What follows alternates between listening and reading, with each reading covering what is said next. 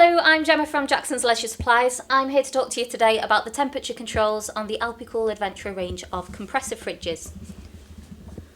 So when we turn the fridge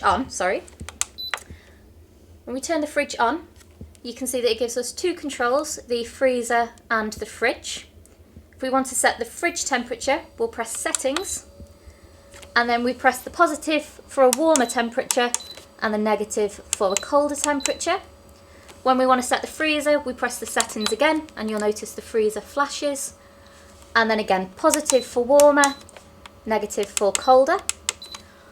Although these compressor fridges have two zones, it is a single control.